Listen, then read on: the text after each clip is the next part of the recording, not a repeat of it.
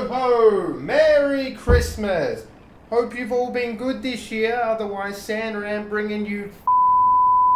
Hello everyone, hope you're all having a wonderful day, and today guys we're going to be going over my ultimate technique guide for Lies of P. Now I've done a motivity build guide and also a crit build guide, so it kind of makes sense that I would eventually do a technique and maybe an advanced build guide in the future. Now I know a lot of people have done some technique guides already on YouTube, but a lot has changed recently since the addition of patch 1.3, which came out like a month or so ago. So there was a whole bunch of weapon update and balance changes in that patch. So I just felt like it would be better if you guys had more updated information, even though other people have already done like technique guides, etc. And also I know a few of you guys have actually been asking me to do like a technique build or guide videos. So this one's for you guys. And also I'm getting into the festive spirit, seeing as it is literally Christmas tomorrow. Got my Santa hat on, and where the hell did this year go, guys? What the I swear if you blinked you would have missed it. So first weapon, and arguably one of my favorite, is the Wintry Rapier's Blade and the Blind Man double-sided spear handle, just the Blind Man's handle as we're calling it from here on out. Now the Wintry's Rapier Blade did receive a very notable buff as of patch 1.3. It was like a 10 or 14%, I can't exactly remember off the top of my head, but it was a very good buff, which now makes his weapon very viable. And this is literally the first weapon you can get from the game that you choose when you decide what combat style you want when you're on the train, when you wake up. So you can have this weapon straight away, and it is an absolute monster now. Quickly had to make change. I didn't realize I had the motivity crank handle on here, but now it does have the technique crank handle. So this is an A in technique. We do have 196 plus 127 damage. Now the big thing with this weapon is the Blind Man's handle, heavily underrated handle because of its charge attack. I know a lot of you guys like the Two Dragon Sword because it has a guard parry built into its charge attack. The Blind Man's handle basically has the same thing. It has a perfect guard built into its charge attack. It's not exactly a parry, but it is perfect guard built into its charge attack. When you do use the charge attack, you do swing 2 times in front of you with the handle, and when the enemies hit you at the right time, that handle will give you perfect guard, so you can just charge attack while being perfectly safe as long as you time your charge attacks correctly. And then on top of that, the Wintry's Rapier is just so quick, and because the Blind Man's handle works better with stab, and Wintry's Rapier is a stabbing weapon, they pair up really well together. But even just the Blind Man handle moveset works very well. It feels very fluid with the Wintry's Rapier, and even with the buff, it now feels insanely strong. All you need to do is apply the crit grindstone, and this thing just excels to the next level. Because it is so quick, you can just dish out insane amounts of damage. For the Fable art, the Wintry's Blade does have Storm Stab. This is really good. You just kind of do a whole flurry of stabs in front of you. Very strong. You do get the big stagger at the end. Now the Blind Man's handle is quite a unique Fable art. It is payback stab. I do really enjoy using this Fable art. So when you're just guarding, all you have to do is hold guard. As soon as the enemy hits you, when you're guarding, you immediately press Y or whatever your Fable arts button is after it while you're still holding down guard, and you will do the payback stab. And it's really good to just get free damage on the enemy when you've just guarded their attack. And because of all that, that is why the Wintry Rapier Blade and the Blind Man's handle work so well together. Now moving on to the next weapon combo that I think works really well with technique builds is the Live Puppet's Axe Blade and the Dancer's Curve Sword handle. I have talked about this a lot. I'm sure you've probably seen a lot of other people talk about this. I just had to throw it in here because it is just so strong. Now the damage with this combo is 348 plus 324, absolute beast at applying damage. The damage reduction rate while guarding is also fantastic at 77%. Obviously the scaling for this weapon is technique. You can take it to an A, but I think it just works better as a CB, especially if you start going into more of a quality build as you push through New Game Plus runs. The reason why this weapon combination works so well together is because of the charge attack. The charge attack with the curved sword handle is ridiculous with any blade put on it, because you just do a double spinning slash. It's a 360, hits all enemies around you. You can follow it up again with another double slash the opposite direction. Now this is obviously insanely strong when you do put a greatsword style blade on this handle, because this handle does make the greatsword blades a hell of a lot quicker compared to if you're just trying to use a longer type heavier handle to get more reach. But now this handle can bypass that issue of not having enough reach with its charge attack. It's very insane. The other moves are obviously good as well, but I feel like everything works and flows better after you do the charge attack. You hold the charge attack, you do your spin, then you can follow up with a light attack back into a charge attack, and the stagger on this is insane. For the Fable Arts, we do have killer attack on the Puppet's Axe Blade. This is okay, you just do a big overhead slash, you do get more hyper armor now when you do use Fable Art attack. This is a little more viable now, but still it is a pretty average mid Fable Art. The Fable Art for the curved sword handle though is guard parry, and I feel like this has a bit more usage, a bit more mileage. So you do get a guard parry, and who doesn't love to absolutely make the enemies look silly when you just knock their attack out the way and deal big damage to them. I feel like guard parry is arguably one of the best Fable Arts to have on a handle, just because it's good utility, it's good to have. Now, I know, I hear some of you, a lot of you guys were saying that the live puppet axe is kind of unusable because you literally can't see anything past it. Like, I can't even see the training dummy there at all. So it is kind of a little unpractical. You can block with this weapon, and it does kind of fix that visual issue of not being able to see any enemy throwing attacks at you. But for those people that don't want to use the live puppet's axe blade, I do have another option for you that works just as well if you don't mind sacrificing a little bit of reach, and that is the Master Chef's knife blade with the curved sword handle again. Now again, you're going to use this exactly the same way that I just mentioned. Use those charge attacks, except now you're a hell of a lot quicker, so you can chain a lot more light and charge attacks together without getting punished. The Master Chef knife blade did get buffed by like 8% as of patch 1.3, which now makes it a really viable option. It does hit at 220 damage plus 187. Obviously I got the technique scaling to A, and the damage reduction rate while guarding is 45.11, which is actually pretty decent as well. And then the Fable Art for the Master Chef blade is conserve energy. This is just going to decrease your stamina consumption temporarily. Now I just put these two together because I kind of wanted to show you a different alternative if you don't want to use a live puppet axe, but definitely do not sleep on the Chef's knife blade, especially now that it's been buffed. It fits with loads of other handles as well, not just the curved sword handle. The shovel handle is another good one that comes off the top of my head, but definitely a really fun combo to use, especially with that charge attack. Now I know I've spoken about this weapon like a million times, so don't worry, I'm not going to go into it too much.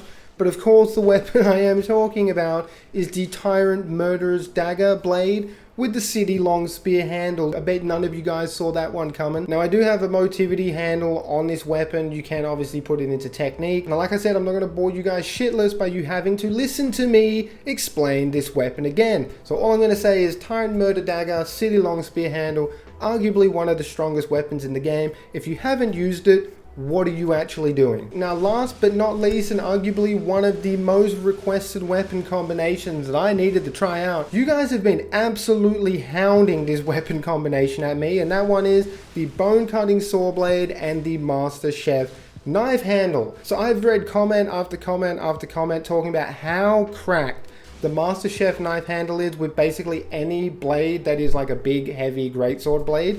And the main reason for that is because the Master Chef knife handle Fable Arts is kind of broken, and so is the charge attack. Again, this is showcasing that you can kind of make any kind of weapon combination into whatever build you want it to be, motivity or technique. Obviously you can't turn the Bone Cutting Saw Blade into advanced because it's not using an element, so you know, I think that's a no-brainer. So for the damage, we have a whopping 304 plus 237. The damage reduction rate while guarding is a nice 69.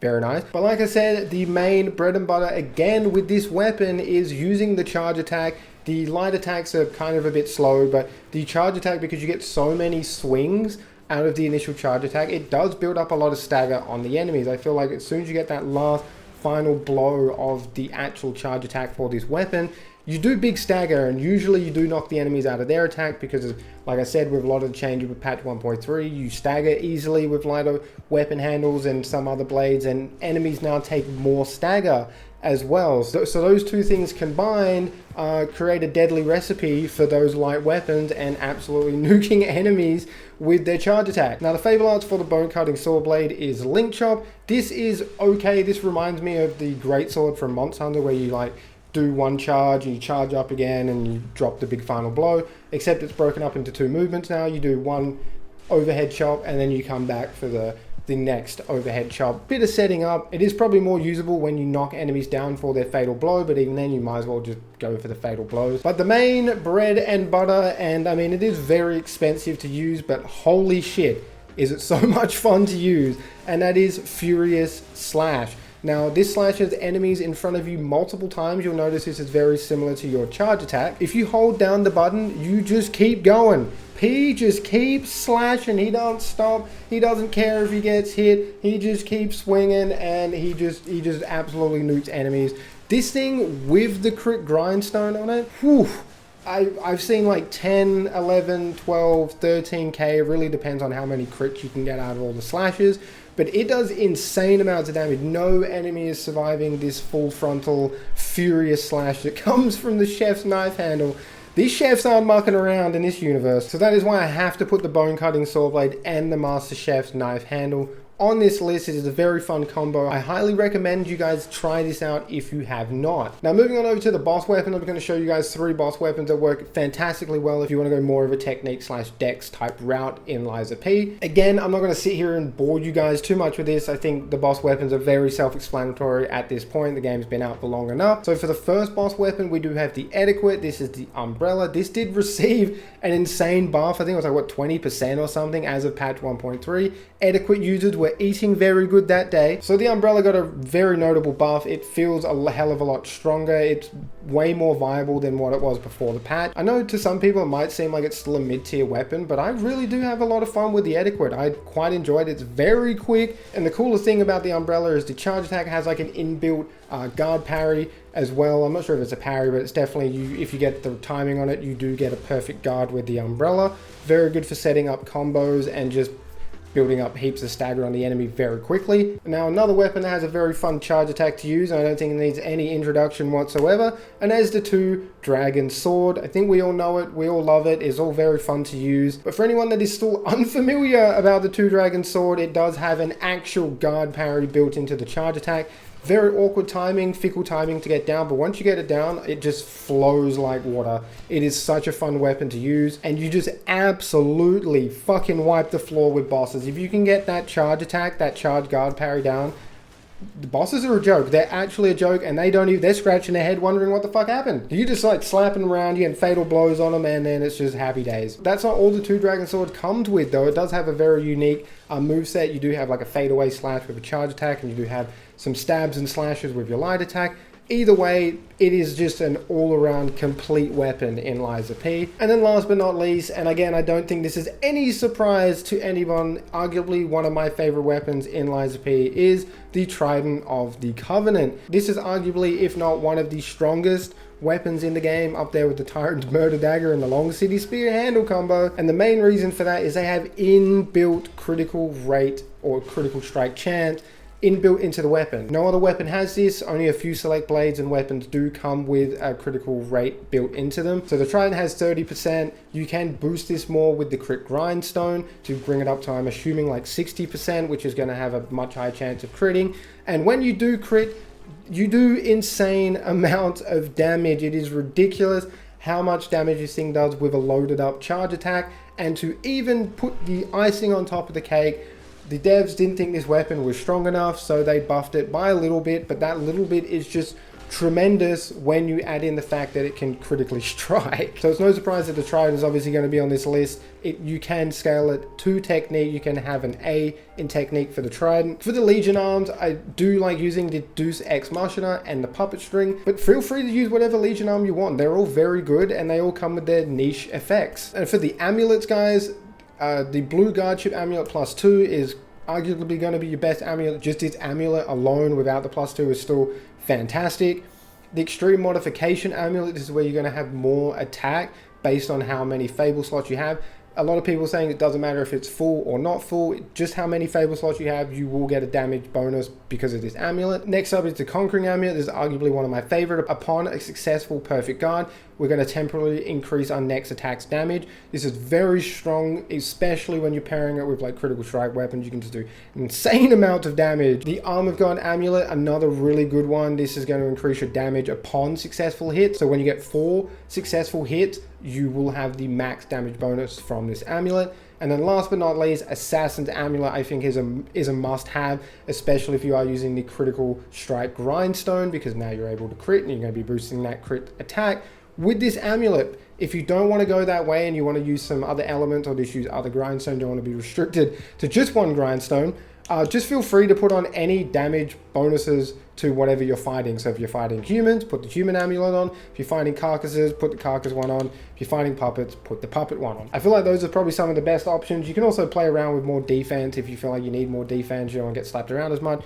But I feel like the offensive route is just the better way to go. Now for the defensive parts, guys, just put on the best version of whatever you have. And then obviously switch the converters and the cartridges out to whatever you're dealing with. So if you're dealing with shock or break, put a shock and break cartridge on. If you're dealing with fire or shock, put a fire or shock converter on instead of the corrosion one. Now moving on over to the P organs, guys. Now I'm not going to sit here and explain everything. I feel like if you continuously keep playing the game, you will eventually unlock everything anyways. Now any of those new players that might be coming into Lies of P though, a few really big tips I can give you is, for me personally, getting the pulse cells first. A massive advantage. More heals you have, the longer you can stay alive for. Do not sleep on the retained guard either. This is just going to help you stop losing so much health when you are guarding through enemies' attacks. Increasing the staggerable window is also another fantastic one. This is going to give you more time to load up your charge attack and hit the enemy in their groggy state to then bring them down for a fatal blow. Without all of the increased staggerable window upgrades, it doesn't last very long at all, but when you do have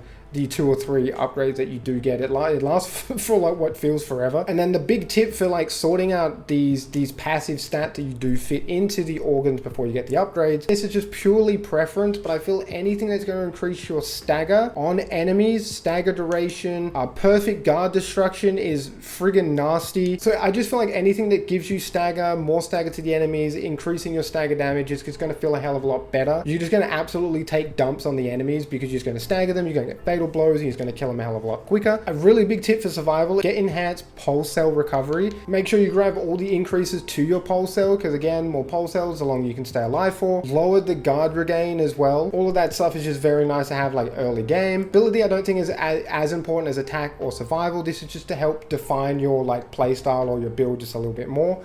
So I'm not going to touch too much of this. And obviously the item type one is very niche. Again, if you're like someone that likes throwing consumables and throwing object, this is the way to go. But for most people, you're not going to touch this until you start not having nothing else to put in. And that is basically it for the video, guys. Hopefully this video did help you out. I know this is a way long overdue video and a lot of people have this information out already. But like I said, some things have changed because of patch 1.3. In fact, a lot of things have changed because of patch 1.3 that we had like a month or so ago. So I feel like just having the updated information there for people is just going to be a lot better. So you don't have to like try and search for a whole bunch of shit online, because sometimes things don't even get updated online as well and can be just really annoying trying to find stuff. I hope each and every single one of you have a very safe and Merry Christmas as well. Appreciate all the love and support as always, guys, and until next time, stay safe. Peace out.